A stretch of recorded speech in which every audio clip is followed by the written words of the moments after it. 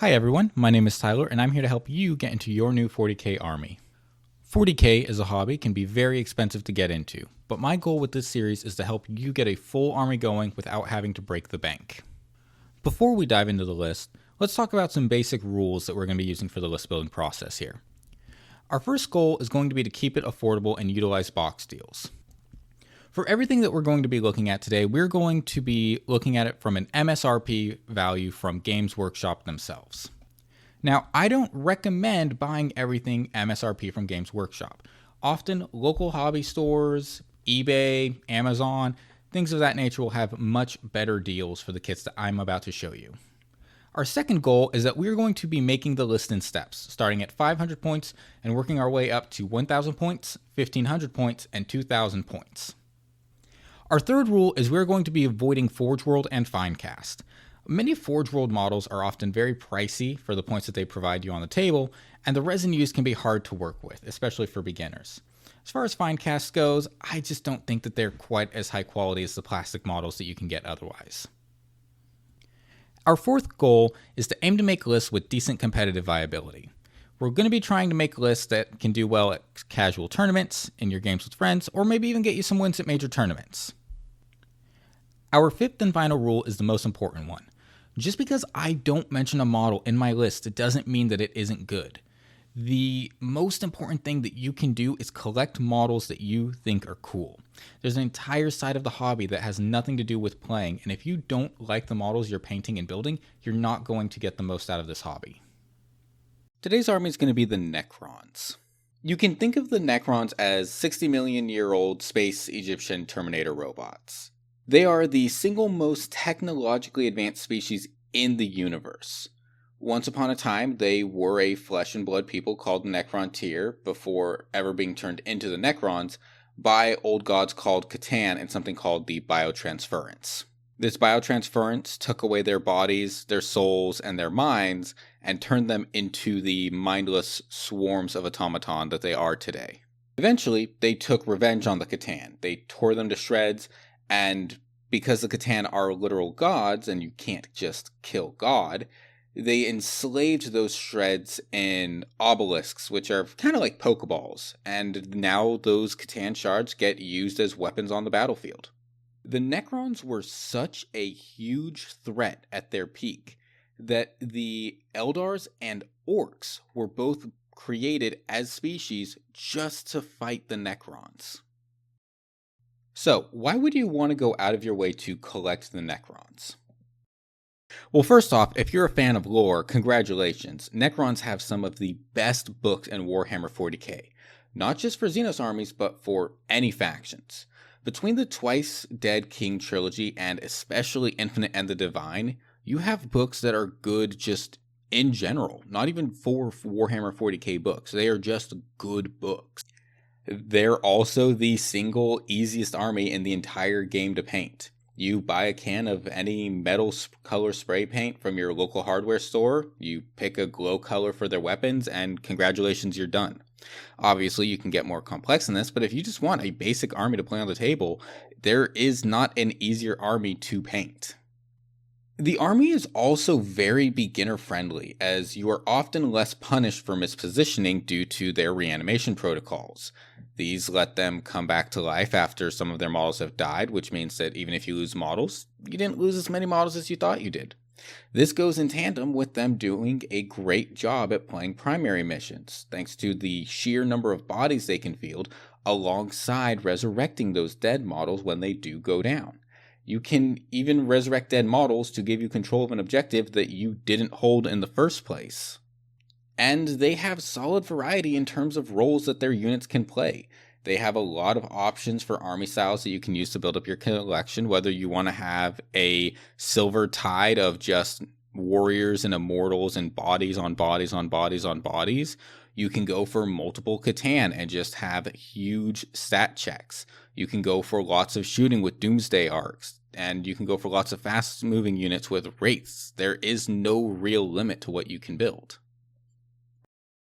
But of course, there are reasons that you would want to avoid collecting Necrons. The biggest one up front is that if you do not want to buy any Finecast models, You can't buy the Catan shards of the Nightbringer and the Deceiver because they aren't in plastic yet. They are still Finecast models. If you are okay with Finecast, buy these immediately. They are well over the average points per dollar value, coming in at 5, which beats out even Custodes in terms of value.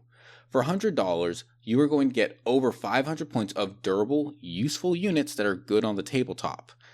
But since we don't use Finecast because the models aren't necessarily the best quality, I have to skip them. For the plastic models that you can buy, they can also be kind of a pain in the ass to build, and they can also be very fragile. I've heard a lot of horror stories from Necron players about things just snapping off because you've got big guns attached to narrow limbs, way too many parts in your boxes, and it just becomes a nightmare to try to build everything, especially if you're someone who has bigger hands. There's also a pretty severe disconnect between the lore and how the army actually plays. In the lore, Necrons are one of the most advanced races in the entire game, with weapons that instantly vaporize soldiers, explode stars, and treat physics like it's a suggestion. Meanwhile, on the tabletop, Necrons tend to be pretty low damage output, usually relying on their durability. On top of that, Necron characters are the only ones that actually still have a consciousness after the biotransference. They are a huge deal in the lore, but Necrons lack any kind of real quote-unquote hero hammer feel where the characters feel like the main threat of your army. And probably the biggest one is just that a lot of your enjoyment is going to come from the damage output that your opponent has. If your opponent has an army that has bad damage profiles into the units that you're bringing, your army is going to feel amazing. If they have good damage into your army, then you are going to feel really bad as your army rule loses all of its power. You can't resurrect models if the entire unit dies. You need something to live. So if your opponent's walking up with 60 shots that are perfect at killing Necron warriors, that blob is never going to get back up. The army rule for the Necrons is Reanimation Protocol. At the end of your command phase, you just roll a d3 for every unit you have that's missing any models or is missing wounds off of any of their units. You can then resurrect a number of models up to however many wounds you would have recovered. So if you roll a 3, you can recover 3 separate 1-wound models. Or you can use that to regenerate wounds on models that are currently damaged. So if you have something like Scorpec Destroyers who are missing some wounds, you can have them go all the way back up to full health. While on the surface this looks like a very simple rule, it actually gives you a lot of depth, as being able to regenerate models means that you can often surprise your opponent by just taking objectives away from them that they thought that they would have controlled or that they thought they killed you off of. It gives you a lot of power over that objective game. The detachment rule for the Canoptek court is Power Matrix, and on first glance this can be kind of a confusing detachment rule to understand. Just universally, your Cryptek and Canoptek units are going to reroll hit rolls of 1, which is pretty good. But if you are within a power matrix, which effectively just means if you are within your deployment zone, if you have half the objectives in no man's land, or you control your opponent's objective, then any units in that section of the board that are Cryptek or Canoptek are going to get to reroll all hit rolls, suddenly becoming incredibly powerful. This really pushes you to want to run Canoptek and Cryptek units and be able to have those big powerful guns because they become so much more reliable. Now I only have 2 list styles for you today, but both of them are going to be starting off the exact same way by going out and picking up 1 combat patrol of Necrons. Now, Combat Patrol Necrons is kind of weird. The different units that are all in the box usually want to go into very different styles of army list and different kind of detachments. So it's not amazing for any one faction, but it's also not terrible. You just might not always get the best value, but for starting up a Necron collection, it does give you a pretty solid range, and it gives you some units that you might not otherwise want to go out and buy, because at the end of the day, a lot of the Necron models are just not priced very efficiently for what you're paying. Now, when we look at the list itself, we're going to be running the Overlord with his Overlord's Blade and Trachyon Air that he comes with in the box. You really aren't going to care about the Overlord for most lists that you're running. He just doesn't really do enough. There are other characters you're going to care about later that we're going to get to. The 10 Necron Warriors are going to go with the Gauss Reapers because having AP1 is better than having AP0. Scorpec Destroyers are going to come in with their basic loadout. Scarab Swarms to have their basic loadout. The Canoptek Doomstalker, which is going to be your big anti-tank killer, is going to have its anti-tank killer weapon. Now, as we build up towards a full Canoptek Court style detachment, what we're going to want to do is pick up a second combat patrol, and then we're actually going to go pick up 2 boxes of the Kill Team set that Necrons has, so that we can get access to the Immortals and the character that's inside. It's very important to actually pick it up as the Kill Team box, because if you don't pick it up as the Kill Team box, both the character and the Immortals are sub 2 points per dollar in terms of what you're spending. But if you buy it as the box, you're going to get the Technomancer and you're going to get the Immortals at that nice joint price, which actually brings their value up a lot, and they're both units that you want anyways, so save yourself the money. Now, this is going to be the first time that we just completely cut out the Overlords that we're getting from the boxes from the Combat Patrol out, but it's probably not going to be the last time. What we want is we want the 2 Technomancers, and one of them is going to have Dimensional Sanctum just because we can make it fit, and it is pretty powerful. Being able to give your units the ability to infiltrate is very big for the Canoptek Court because of how its detachment rule works. Beyond that, we can see that Necron Warriors are going to have more of their Gauss Reapers because the Gauss Reapers are good. The Immortals are also going to be equipped with 10 Gauss Blasters. Instead of having 2 3-mans of Scorpec Destroyers, we're going to have 1 6-man. You can run them as 2 3-mans if you want, but with 1 6-man, they're more likely to survive damage, which means they're more likely to come back. And the 2 Canoptek Doomstalkers are going to just do their thing. Now, at 1,500 points for the Canoptek Court style, we're going to be picking up the 3rd Combat Patrol, and that's really all we need for this part. The Canoptek Doomstalkers are just that good in the Canoptek Court.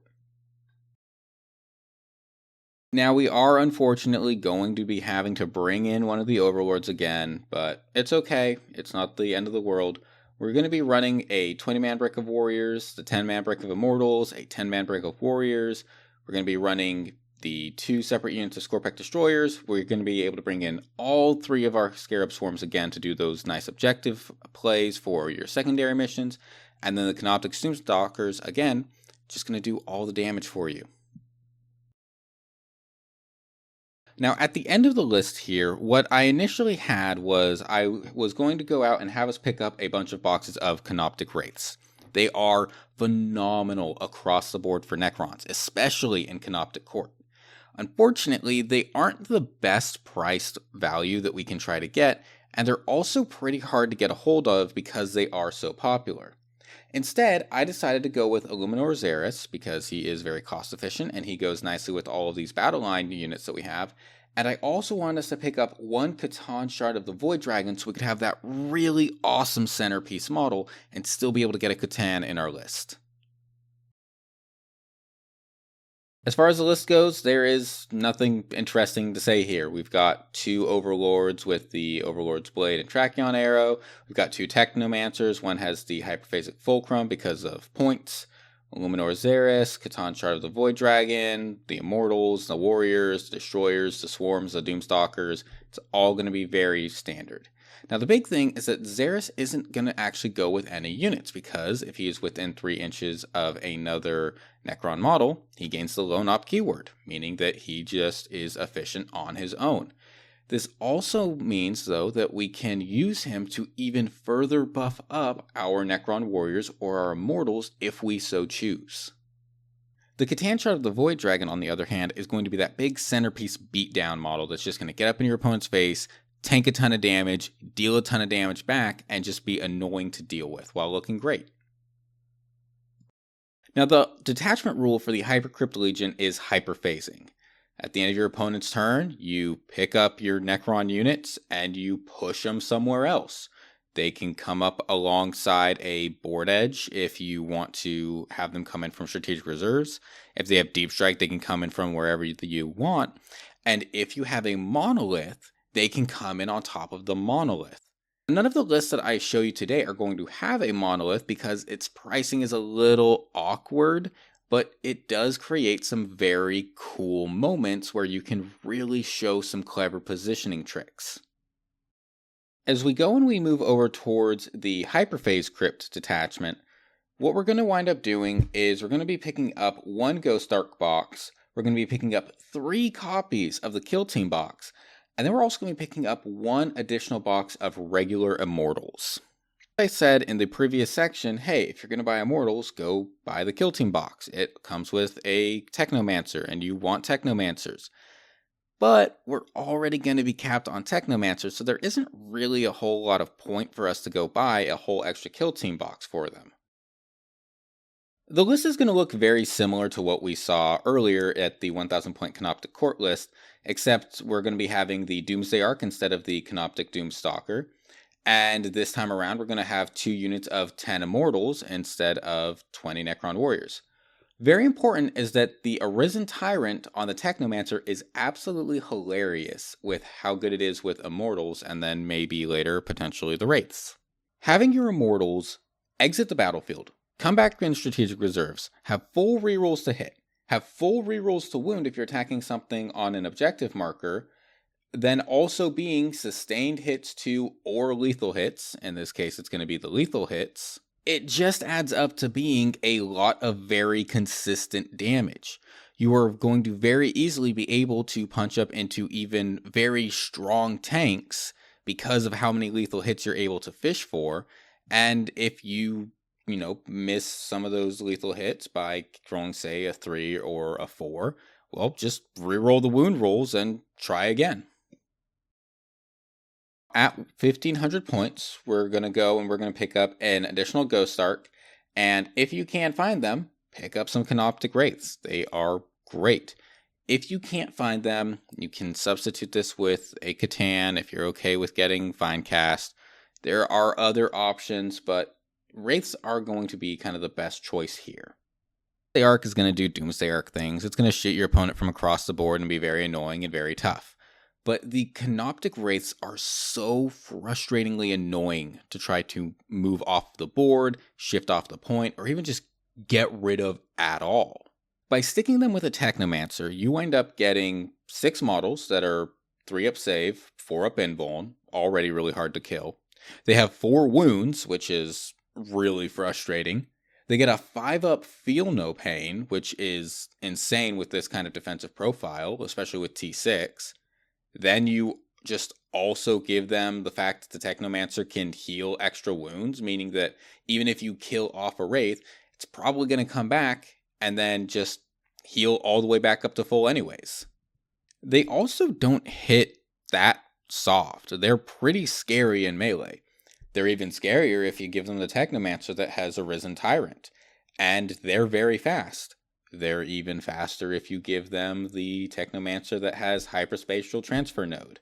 There really isn't a thing in this army that Wraiths just don't do well. As we round it out, we're going to go and we're just going to make sure that we pick up that last Ghost Arc. We're going to be picking up a 3rd box of the Canoptek Wraiths, and then we're also going to pick up Illuminor Xeris for the exact same reasons that I mentioned earlier. He's not going to be able to get as much benefit from the Canoptek Wraiths because of his battle line rule, but you have 2 10-man blobs of Immortals and the ability to pull things off the board and put them around wherever you want, so it's very easy to make sure that he is always close to battle line. Now everything here is going to look exactly the same. There's not really anything here that's going to be crazy. The one thing I want to note is that the Osteoclave Fulcrum works really, really well with the rules that you have for the Hypercrypt Legion. Because you're pulling units off the board and putting them into strategic reserves, you can use the Osteoclave Fulcrum to just drop them in any deep strike position. They don't have to end up along a board edge. This makes them feel really, really good, especially if you can put them on something like Immortals and try to get into that backline, or even just slapping them on a unit of Wraiths and then having a hard to kill body just teleporting around the board. Now, if we go and we look at the affordability tier list for where the Necrons are going to wind up, I'm going to actually slot them above Death Guard in that $750 to $900 range. The big reason for this is that even though most of the Death Guard models might be better priced overall, and while a lot of the Necron models aren't that great of a deal, you do have some very standout models if you are willing to go into Finecast. You can also do something like buy an obelisk, and then you have tons of points for very cheap between the obelisk and the Transcendent Catan. I don't recommend it. Obelisks are bad. They're still bad. But if you aren't willing to go and buy Finecast models, this is about where they belong. If you are willing to buy Finecast models, you can put them up probably above Chaos Space Marines. But that's going to be it for me for today. The Necrons are a very cool army. They're doing really well at this exact moment. They just got their codex. You get plenty of options.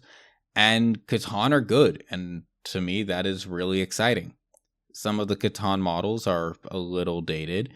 And some of them might not be the nicest thing to look at. But overall, the army is playing very well right now. And if you like that idea of a very defensive, objective style army, where you're basically telling your opponent, I want you to hit me as hard as you can, and then laughing when it's not enough, this is a great army for you. Make sure to keep an eye out for community posts where I ask you all what armies you want to see me cover next, and I will see you all in the next video.